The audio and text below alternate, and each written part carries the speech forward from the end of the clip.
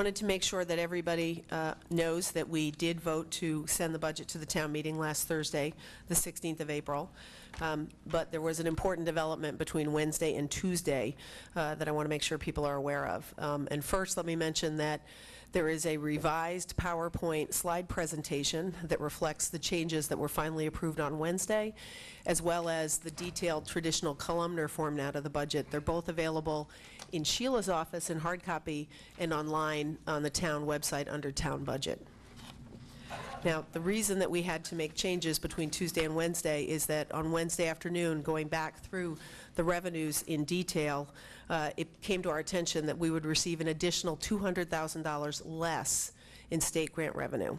So we needed to, at that point then, in order to maintain the budget integrity, make further reductions. The two most notable reductions are that we took the selectmen's contingency from $575 down to $500. We made a decision to take out the $75,000 that had been set aside for software, for new financial software. In light of the fact that we now have an opening in both the superintendent's office for the town of Winchester and the finance director's position, we thought it best to get those folks in their chairs, get a real agreement in place, and then take another look at what it makes sense so that we have a common platform among those entities. We also, after taking note of usage, particularly in police overtime, that Chief Scannell is running at a rate of about $320,000 this year because he does have 3 openings, open slots that are approved. His anticipation is he's starting the hiring process, and worst case, he would be at that number again next year. So we took their budget down from 385 down to, or 365 down to 320. We made other adjustments based on usage, but the bottom line is we kept the structural integrity of what we presented on Wednesday. Most importantly, there is $600,000 in a capital investment in our roads. Additionally, there's another $150,000 in operating materials in the highway department budget. We have a firm commitment as a group to getting the roads repaired, getting the potholes fixed, and making it possible for people to travel around Winstead safely. We also honored our capital expenditure commitment for public safety, specifically a new car, as Chief Scannell requested an additional car, and the Hearst tool for car wrecks, as Chief Shopey requested. We are continuing to get our financial house in order. We kept the $300,000 pension contribution from the taxpayers. And again, I'll mention that at the end of last week, the Connecticut Attorney General announced that they have come to a conclusion with Mr. Centrella. We will be receiving his cash payments into the town budget back, which is a little under $100,000. And we will also be able to adjust the town's pension obligation down for what would have been paid out to Mr. Centrella had he successfully retired as an employee of the town of Winchester. That's estimated at this point to be about another $300,000, basically addition to the town pension fund, which puts us back on track given that we had missed almost $800,000 in payments.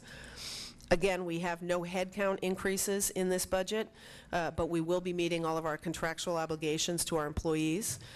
And we are, again, repaying the fiduciary accounts from the monies received from water and sewer. And again, those monies are represented in the following fashion. They are represented in the balance sheet of the town, not in the, effectively, the income or cash flow statement of the budget. Currently on the town's balance sheet, we carry about $3.2 million of an IOU from the water and sewer department to the town. And on the other side of the ledger, we have an IOU to various fiduciary accounts, the Soldiers Monument being the most readily noticeable. And as we receive money from water and sewer, so the IOUs that we hold convert from IOUs to cash, we'll be able to take that cash and pay off the IOUs on the other side of the ledger. Kevin Nelligan, the town attorney, is working to put together exactly where we stand with each of those accounts and what the likely commitment and timing requirements are. But as I mentioned during last week's budget discussions, we will, at the very least, be at least starting to put, as soon as possible, $25,000 back into the Soldiers Monument Fund. They are first on the list to have their funding returned to them. Again, we as a group decided that the important thing here is to make a commitment to fix people's roads, To the extent that we ask for a capital or a tax increase of roughly $625,000, we can say hand over heart that all of that money is going to roads, and that in addition, we will also focus on getting economic development up and running in the town of Winchester. And with that, I'm going to ask Glenn to... Yeah, I just want to restate what Marcia just ended up with. This board remains committed to growing our grand list, and we have allocated $50,000 towards that end.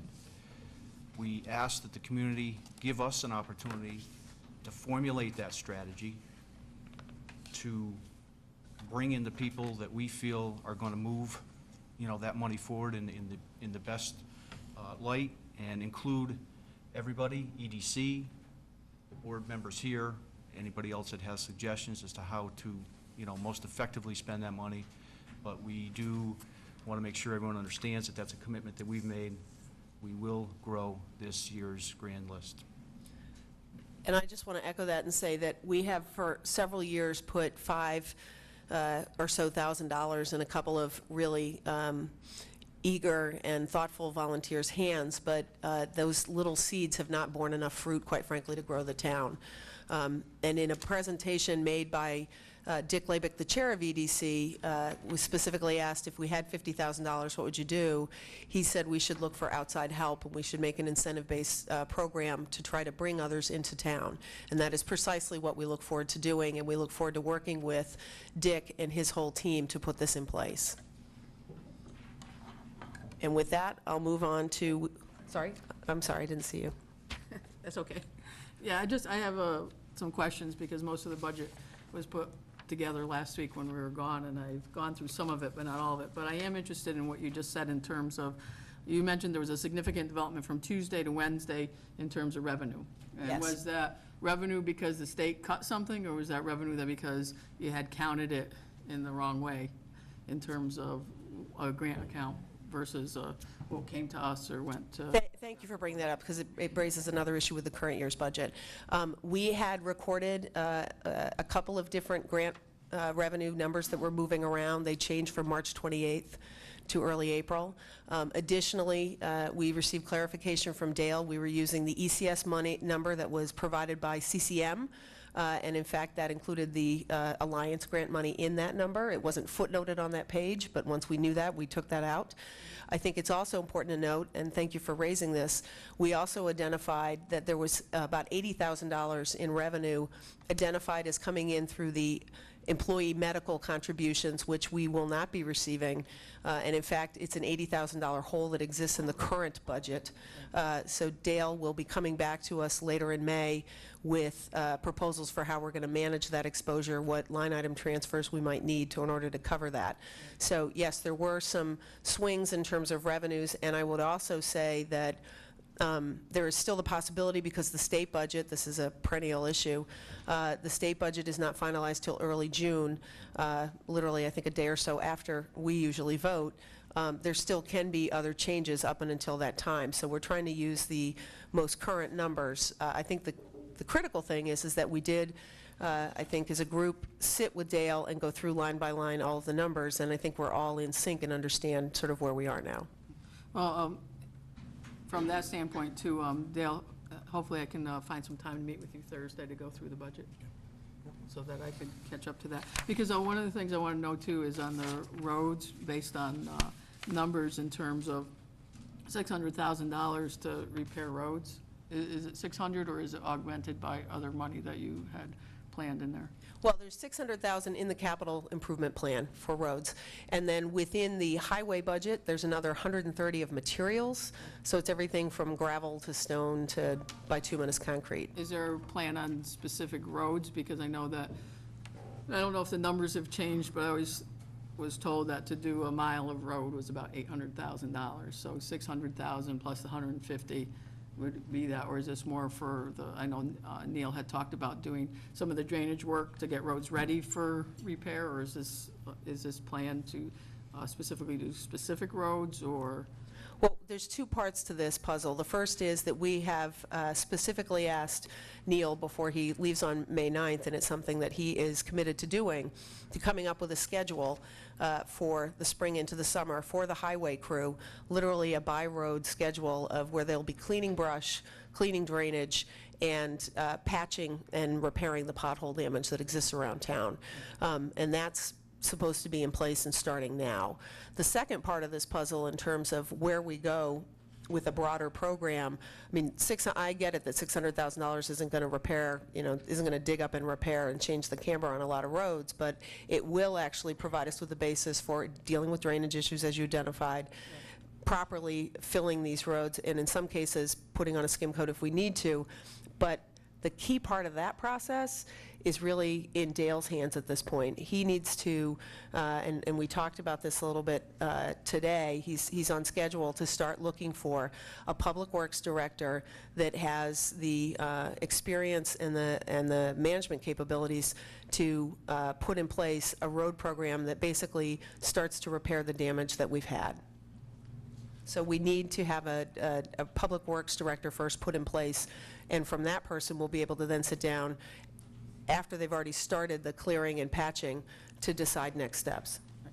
Well, now that you mentioned the Public Works Director, I was going to do this later, but we do have somebody that could do that. The fact that a lot of you, we just got a water and sewage analysis from him that shows some revenue for the town and that, and some of the other projects that he's brought in all year.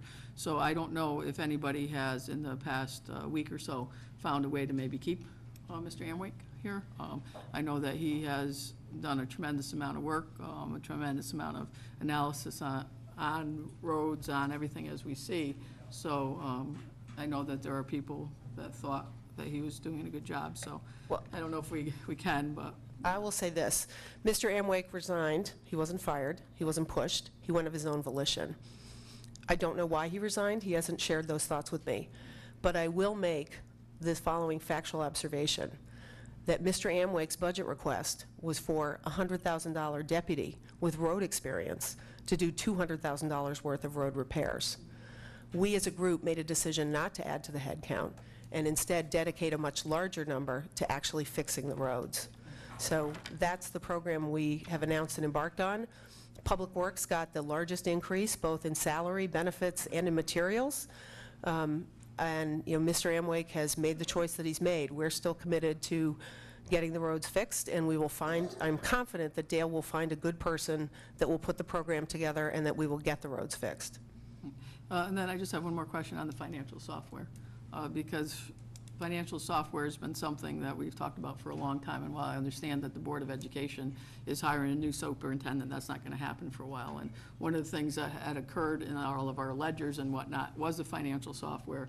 And, in talking with Robin, who I believe had talked to some vendors, and we had talked to vendors a few years ago about the same kind of thing, upgrading software and whatnot.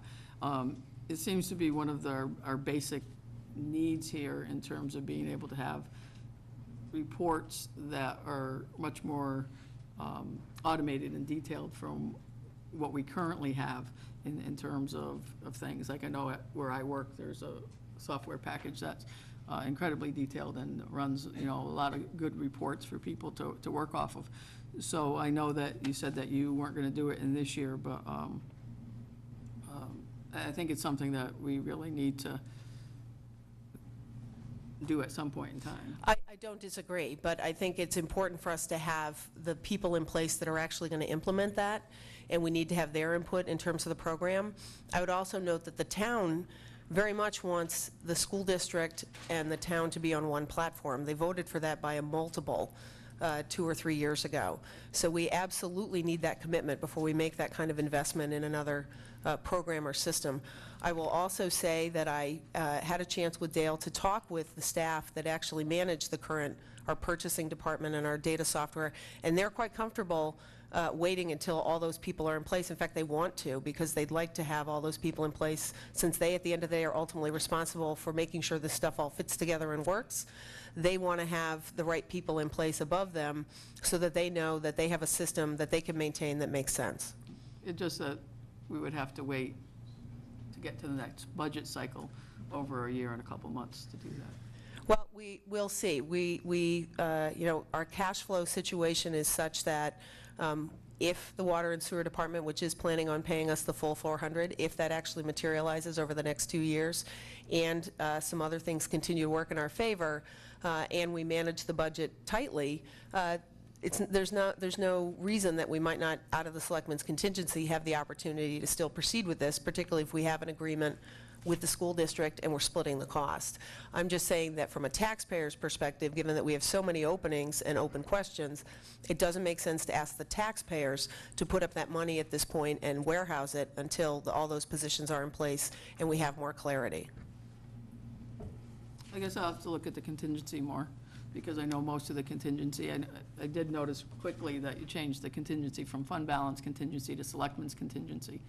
And the fund balance was a commitment to grow, obviously, the fund balance and whatnot. Whereas when it's in contingency, then we could use it for different things, like you mentioned, the economic development and maybe the software. So I think I would like to see us be more specific in terms of how much of that contingency is going to go to the fund balance, so we could be assured of that. And also the 400,000, well, a little bit less from water and sewer, in terms of where that cash is going to go. I know it doesn't count on the ledgers in this year and whatnot, but I think we need to, again, if you're talking about the taxpayers, be very clear about where these line items are going to go to, because we hear that over and over and over again in terms of where, you budgeted it here and then you've moved it here. And so I think that as we get this budget under control and moving, as you say, that we really identify how much of that contingency is going to go in the fund balance. And I think, to just clarify, the policy that's accepted is to grow to a certain level by a date certain. It was not a dollar certain contribution by a date certain. And again, given the cash flow coming in from water and sewer, and the fact that you're absolutely right, we need to have clarity from Kevin in terms of what the due to and due froms are and how we need to pay those off. There is going to be an opportunity to, and again, tightly control the budget. There is going to be an opportunity within the Selectmen's contingency to both appropriately grow the fund balance, make economic investments, and make better choices. There's definitely the ability to do that if we all keep our eye on it. But I absolutely agree, we need to get clarity from Kevin in terms of those due tos and due froms. We need to see the money come in from water and sewer, and then we need to be very clear with the public where that money is going. Absolutely.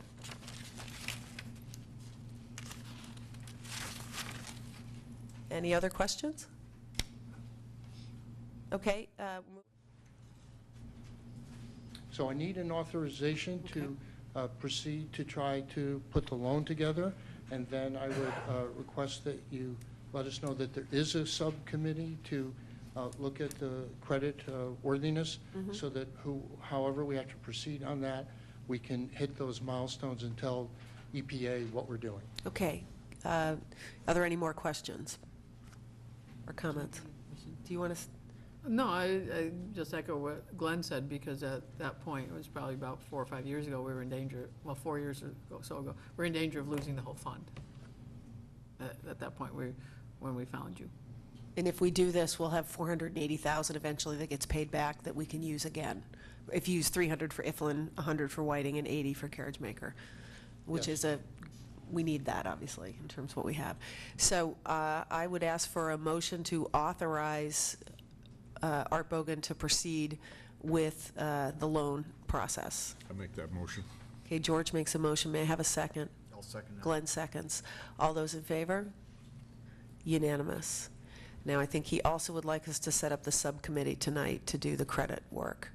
Or as you need to, it doesn't need to take your time tonight. Okay, well, But as soon as we can have that, that would be helpful. well, I think we can do it right here. How many, you two were on it before, I don't know if you have time to do it now, if you want to do it again. Candy is saying yes. Candace would like to join, and I am happy to be on it because I'd like to learn the process. So it'll be Candy, Candace, and Marcia will be the credit. The Halliburton Bridge, or Halliburton Avenue Bridge milling proposal is due on Thursday. Mr. Emwick is keeping that project moving forward, hopefully for a speedy conclusion. With regard to economic development and planning, I'd like to invite more of the business owners to attend the monthly meeting of the Merchants Association. Those are held on the second Wednesday of every month at Whiting Mills at 8:00 a.m. And as it stands now, very few, if any, business owners show up. This group was started by Dick Labick. It's currently run by Mr. Bob Bailey of the Health Food Corner and Sandy Evans of Whiting Mills. And their extraordinary efforts are being overlooked or being underutilized. So I would encourage business owners throughout the town, not just downtown, to look into attending these meetings. It's critical that they get the business perspective on things that need to be improved. As we discussed briefly a meeting or two ago, I have received some proposed prices for Lot 11 in the industrial park. Several other realtors came to a general consensus of the price, so I'll be talking with the party that was the least interested and figuring out how to proceed with that. But I do have 4 different realtors that have recommended a price range, so we'll start with that. So we'll figure out how to move forward with that. To be clear, you're going to talk to the party that is interested. I think Correct. I heard least interested. No. That is interesting. It is yes. interested. The Planning Commission approved amendments to zoning regulations to support additional downtown redevelopment last week. These changes include higher building heights, closer street setbacks, allowing the buildings to be built closer to the streets to match the current downtown, and reducing the off-street parking requirements. The Planning and Zoning Commission also has some cooperative training scheduled for tomorrow night with the Zoning Board of Appeals. There's a land use attorney that's going to come in and help advise on the roles and responsibilities of land use boards. There's a Downtown Revitalization Institute on Friday that I will be attending with Chairman Mr. Mike Peacock of the Planning and Zoning Commission. And as Mr. Bogan said, and as I informed you, we have received the $100,000 municipal brownfield assessment inventory grant that will support environmental assessment of the proposed Dunkin' Donuts site as well as the Lambert K site. With regard to other governmental activities, I'd like to say thank you to Senator Murphy for his visit to town last week, and specifically to Sterling Sinterd. The town meeting is scheduled for Monday, May 5th at the Gilbert School Auditorium. Civil Service Commission is working to post the announcements for several job openings. Working with the town attorney to address the previously voiced concerns regarding satellite dishes, and also working with him to address some dated language in the fire department contracts between the Winstead Fire Department and the Winchester Fire Department. We've been meeting with both Chief Marchand and Chief Shopee on how to clarify some language that hasn't been updated in decades, so that's ongoing as well. Working with the Elm Street property owner to address the parking lot concerns, and with the RRDD1 representatives and Public Works for the possibility of the spring cleanup. Some of the documents that I handed you this evening include a report on the status of the 2012-2013 audit. That's from Mr. Chris King. I received that today. He estimates roughly that they received about 25% of the data for the 12-13 audit, and they will continue to work on that as well. Also attached to that is a letter of engagement for King & King to perform the 2013-14 audit, which is the year we're currently in. This would be the 3rd year of the original 3-year contract, and I expect that I will bring the letter of engagement, which you at least have a copy of tonight. I'll bring it to you at the May 19th meeting, as well as the new auditing or accounting manual provides for 1 3-year extension for an auditing firm.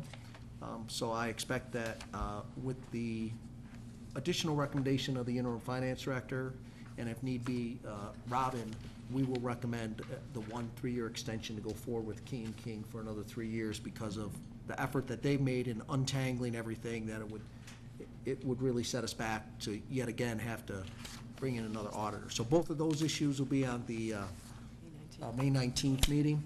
We'll skip the May 5th, mainly because that's the town meeting. And the last document presented to you was a financial report from the interim finance director, Ms. Cindy Rhines. This was her first work at it, so if you have some questions, and I've already gone over a few of them with the mayor, but please look it over. If you have any questions, share them with me so I can get some answers from from Ms. Rhines, and we'll keep on moving in the right direction.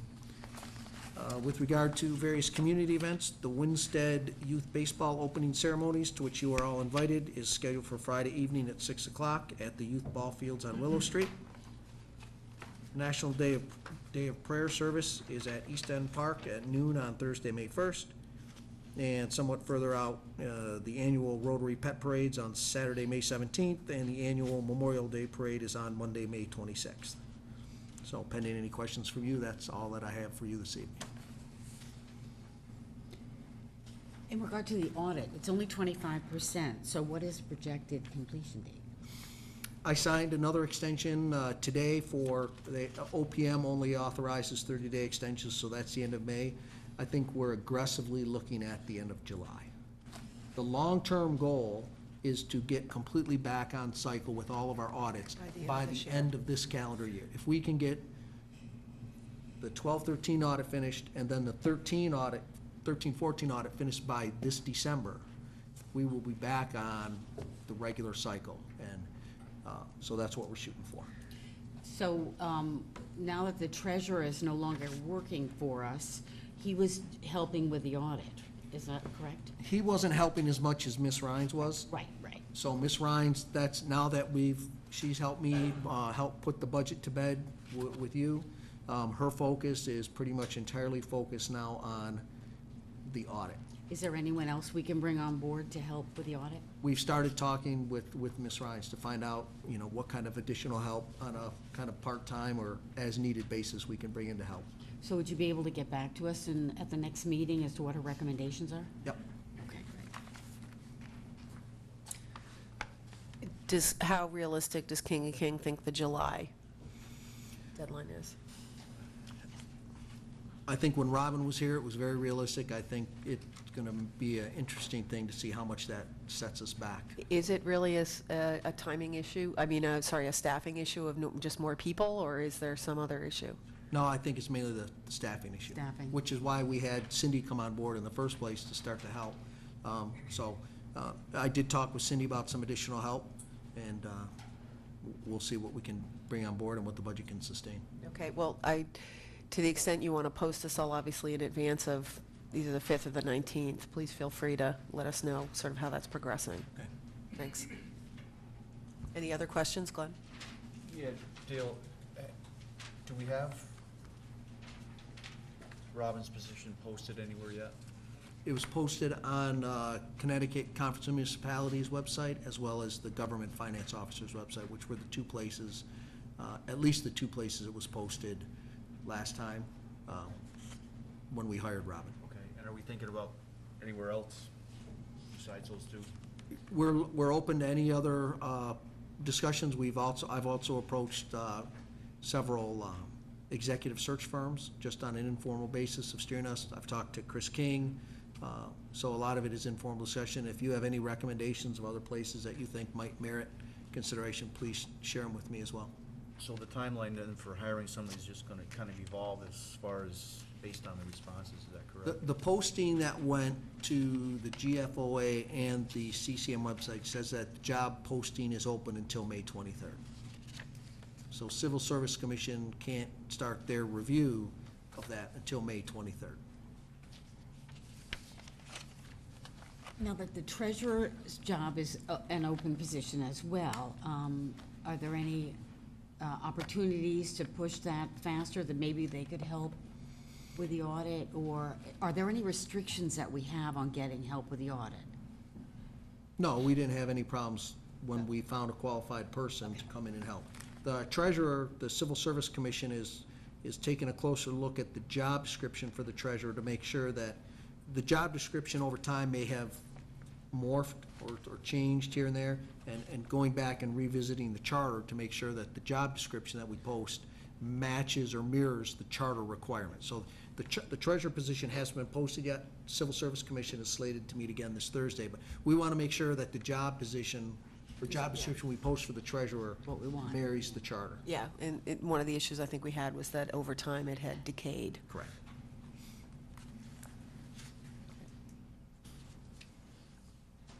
Any other comments or questions? City has is the Hollabird Bridge. As Mr. Buddy Hazy mentioned, it was paved at the beginning of last week, and I want to thank Harwinton Paving for accommodating the schedule and moving it up so that we could get it done in advance of the rain. They also did an outstanding job. I also want to thank our DPW workers for prepping the site well. As some of you may know, we actually rented a milling machine, which Northwest Council of Governments has equipment we can rent at a very reasonable price to be able to complete the project. As was mentioned, we actually paved 5 areas in town, and they were all milled and then paved, and again, it was quite successful. The other thing I want to mention to people that is everybody's focused on the actual final repair and replacement of the bridge. The WMC folks submitted the final plans to the Connecticut Department of Transportation last Thursday. The DOT will now work with Army Corps to get it signed off on. It's important to understand that with Army Corps, it can be months, and it can be 1 month, 3 months, or longer. We can hope for the best, but we have to plan for the alternative, and I think, Dale, even you had expressed concern that it could take a while. But in my conversations with Mr. McDonald at WMC, given the nature of the repair to the deck and what was likely, again, we have to plan for the alternative, but he is optimistic that we could get approval this summer and be in a position to bid by early fall. So that would obviously be very good news for us to be able to get the bridge fixed, really fixed, and finally replaced. Having said that, I think the outside repair date could be as late as next summer, again, depending on Army Corps of Engineers. I don't know if anybody had any other comments or on Hollabird Bridge or the other paving projects. On the Main Street median, we have received questions about the status of completion, and I'm going to let Dale give us an update in terms of where we are with this. It turns out that, talking to the engineer that we've retained to inspect that project indicates that he'd been working for, it's held up with the pole removal for the streetlights. And CL&P had informed them that they were going to remove the pole at least 3 weeks ago, but the engineer from Leonard Engineering has not had a response since then. I moved things up the ladder at CL&P this morning, and later this morning I signed the actual work order to remove the street lights, and the CL&P sent me an email that said the work orders have all been written and operations will begin removing the street lights shortly. I'll keep you posted if we have any other concerns or questions. So hopefully that'll get started later this week, next week at the earliest. Glenn? Dale, as part of the project, there was some brickwork, I think, in front of the Y. Was that ever completed? No, that's all, they actually have to do the poles, and then they'll do the bricks around the Okay, poles. so So everything is contingent on the poles. Okay. And does that wrap it up after the brickwork is? Correct. done? Although I have not seen the full punch list from Waters Construction yet. So we sent an email today asking for that punch list. Thank you. Again, just like with the bridge, I think it's important for the citizens of Winsted that we complete projects. It's also very important from the state's perspective when we receive significant funding that we actually complete the projects and report them as complete. So I appreciate the town manager following up on this so that we can get this in the completed list. In favor? Unanimous? Next, line item D is the resolution for the Main Street Investigation Grant. This is for making Whiting Street one-way. You have before you a series of documents that indicate the instructions for the grant, the purpose of the grant. Basically, it's seeking, we can seek up to $500,000 for a town-owned piece of property to support the state's efforts for brownfields, reuse of existing facilities, redevelopment of areas with existing infrastructure, affordable housing, and the components of complete streets. So this is a reincarnation of what was previously presented as a STEEP grant to support the efforts of Whiting Mills and the American Mural Project. The grant application is due May 30th. As I've discussed with the mayor, I am in the process of securing new, up-to-date, or current letters of support instead of utilizing the ones that were from 2 years ago. I did include one in the packet from the owners of Whiting Mills. The discussions with the mayor, and I think we've had discussions before as part of the STEEP grant, is that this project will not move forward until the Halliburton project is done. And I need to be clear on that the timeline, I have to present a timeline when I submit the budget, or the application. And that application timeline will indicate that before any of this moves forward, the Halliburton project will be completed before any of it moves forward. It may necessitate, or it will necessitate, engineering fees, because we need to do a better job of designing our streets so that they last longer, especially if we're going to invest more money in them. So we will have to retain an engineer. Engineering costs are not allowed as part of the $500,000 application. So if we get notice that we do get the award, we will have to consider putting in next year's budget, not the one that's going to be voted on yet, but the budget after that, putting in a sufficient line for engineering fees. And we will go out for bids or proposals for engineers to design drainage and the paving and all the components of the grant application. But again, the key point is that this project will not move forward until the Halliburton project is completed. So that could be, as far out as 2016.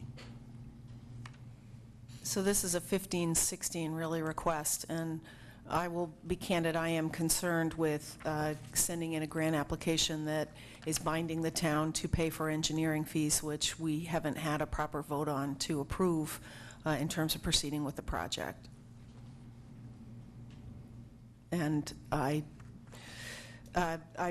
personally think that we should not put grants forward that require the town to spend money unless that money is actually in a budget and we can point to it and say that we know we have to spend this money and we have the money to spend. It's just proper policy and budgeting to do that from a finance board perspective.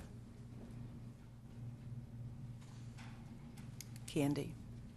Yeah, well, I know that we always would like to be able to do that, but in order to, then any grant that came forward with any matching amount in the next year would not be able to move. Because you wouldn't be able to do anything until next May at this time. So any grant between now and then that would require money in the budget, whether it was going to be for next year or the year after, we would never be able to vote on any. You actually raise a really interesting question, because the deadline for submitting this is May 30th. I believe it was contemplated when the program was created that the line items that are required, like engineering, to be paid for would be in next year's budget, the 14-15 budget. And I find it quite curious that this is coming up literally a week and a half before we vote for the budget, and yet the line item was never suggested earlier in the spring in terms of including it in the budget. Okay, well, I guess, okay, I get all that, but I'm asking you now then, so if any grant comes forward between now and next year's budget that requires any part of matching for us, then the answer would be we can't apply now because we need to wait until we formulate the next year's budget. Well, we would have more time than 5 minutes to decide that we're actually going to include it in a budget. This has not been introduced in a manner such that the community's had a chance to understand that this project will cost $50,000 for the town. It is not free.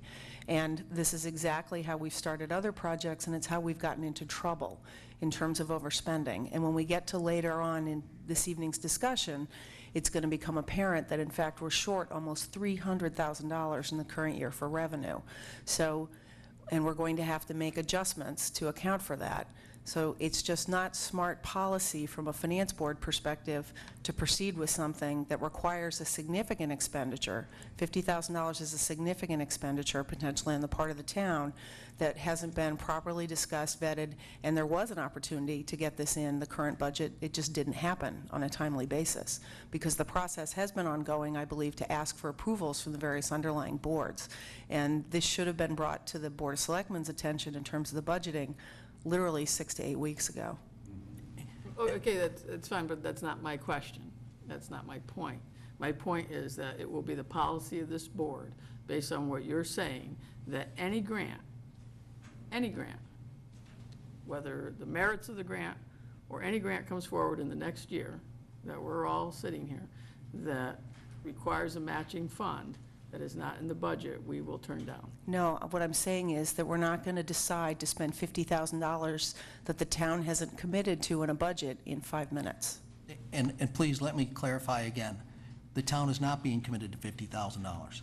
I indicated that we would have to go out for bids for engineering fees. It could be $10,000, and we're not committing to it. Number one, we have to see if the grant is awarded. If the grant is awarded and we go out for bids for engineering and the engineering fees come in at $120,000, I'd be the first one to stand in front of you and say, no, we're going to reject the grant because it's out of line for the benefit to the town.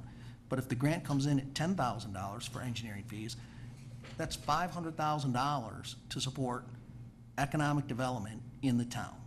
That the governor is basing his economic development strategy on arts and culture. So the town is not committed to anything at this point. The wording of these grants specifically requests matching funds to pay for engineering for the town. The wording is very clear. This grant detail has been up online for months.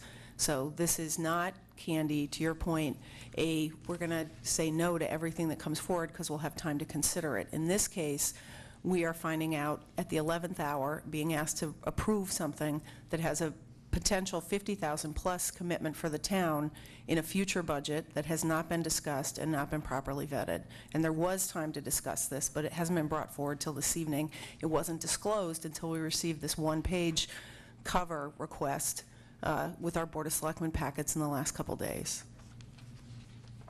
And again, if there's no interest in getting $500,000 for the town, then I ask that you just withdraw this from consideration.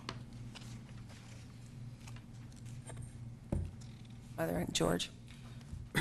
This subject of the Whiting Mill and that whole area of the community where the community colleges and the state has invested a lot of money in the expansion of the school, that whole side of the town, if this grant is awarded to the town, I think that is an important step forward to solidify what is now a developing reason for people to come to this community, which is a huge EDC focus.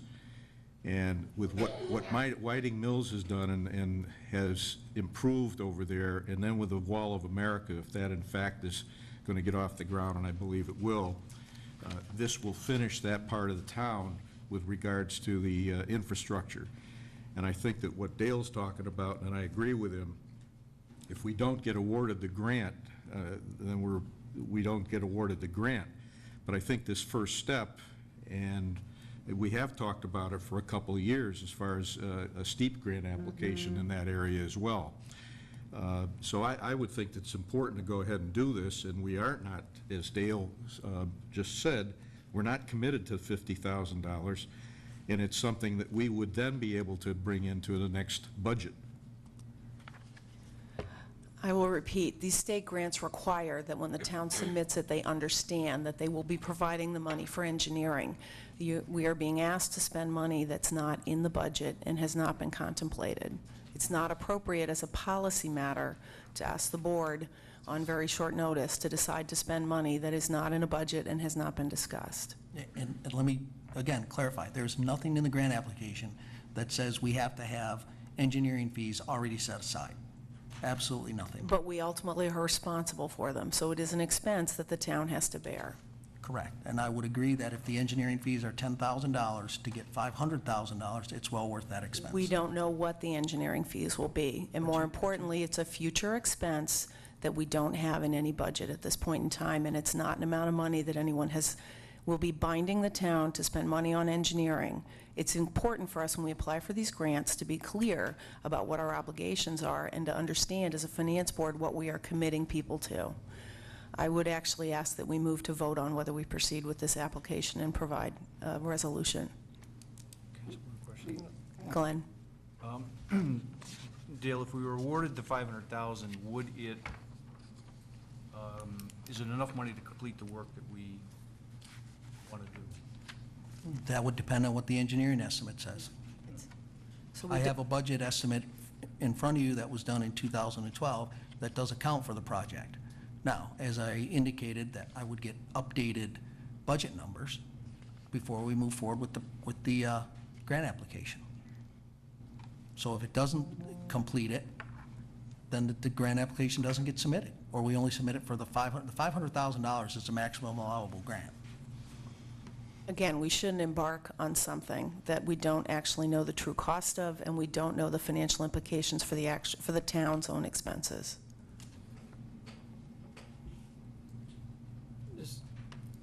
Just one last point. And I mean, I can understand both sides of this, but I just want to be clear going forward, that if things are not budgeted, then we're not going to move forward with them in the next. We don't spend money that's not in a budget. If this had come forward on a timely basis, we could have considered putting the $50,000 in the budget. It didn't come forward on a timely basis. It's not in the budget.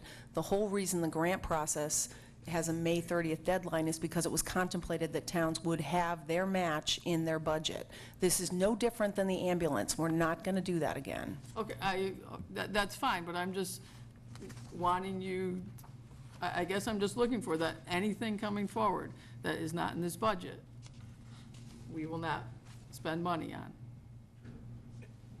Which will be fine, because there are some things that were in the budget slides that were not in the budget that are being contemplated. So I just want to make sure that we're not going to do that. We are going to be spending the money as it was described in the budget slides, and that's described in the budget. So yes, there's $600,000 for roads, if that's your question. No, that's not my question. Dan? Can we table this? You can if you want. But you said the grant application is due May 30th. This is the last regularly scheduled Board of Selectmen meeting. Before then, if you want to call a special, again, you can throw it in the hopper if you want. And Go ahead. if we vote on yes on this, this doesn't lock us into it. It depends on the engineer prices, and if it comes out outrageous, we can choose to.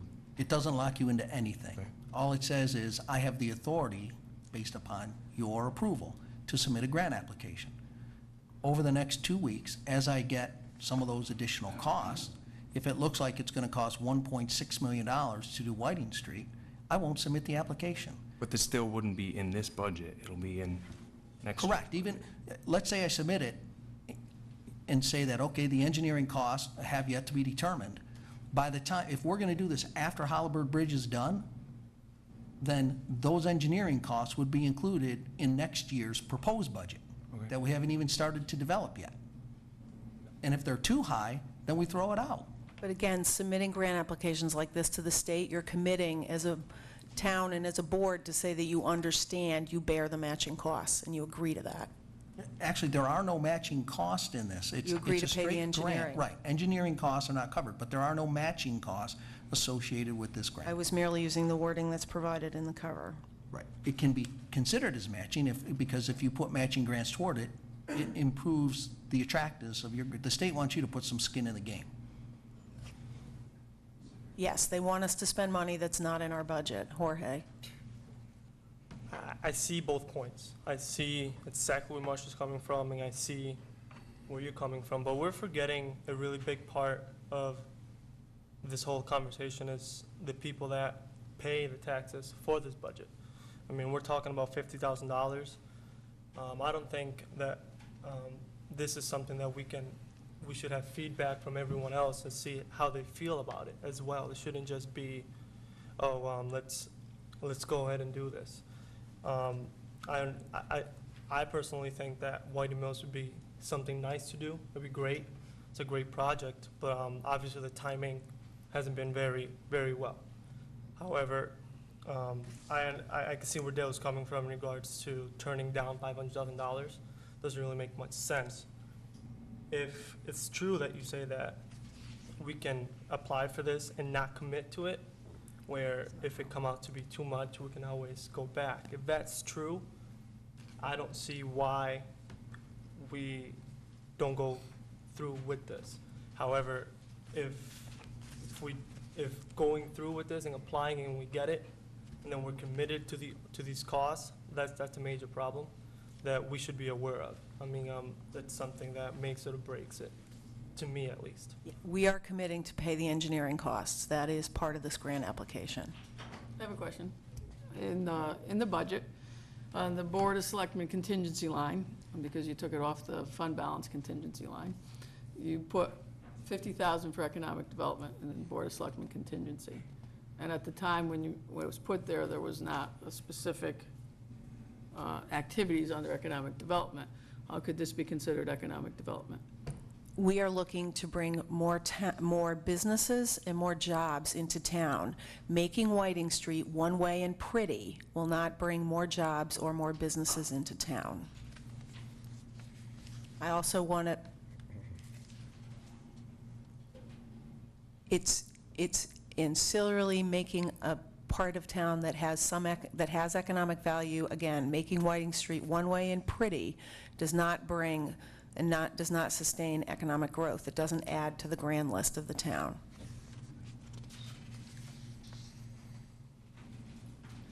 I'm not saying this isn't a good project. I'm not saying it's not something we should pursue. I just think it was not done in the right way, and it's too early. We should focus on getting the Halliburton Bridge done, and then once that is finished, we can pursue a project like this when we've had a chance to properly have everybody know what the true costs are for both the town and the project itself.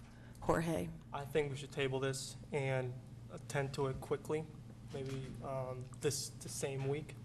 I think the citizens should have a say in their opinion about this, since a lot of it has to do with tax money. $50,000, not just us seven paying the $50,000. But again, I think some very misleading information is being put out with the, keep quoting the $50,000. We don't know what that cost is. I'm sorry, I mean just that cost. Yes, understand what the engineering cost is. The estimated cost for such plans is approximately $50,000. I'm reading your request to the selectmen. Right. That's That an isn't approximate. that isn't a misleading statement, that's your statement. But I say approximately, and I say we're not committed to that, but it's keep being repeated that we're committed to that. We are not committed to it. We're committed to pay the I engineering think we should fees. table this. I think we should move forward. Okay, do I have a motion to table? I'll make a motion to table, please. Do I have a second on the motion to table? Second? Kenny seconds. All those in favor of tabling this?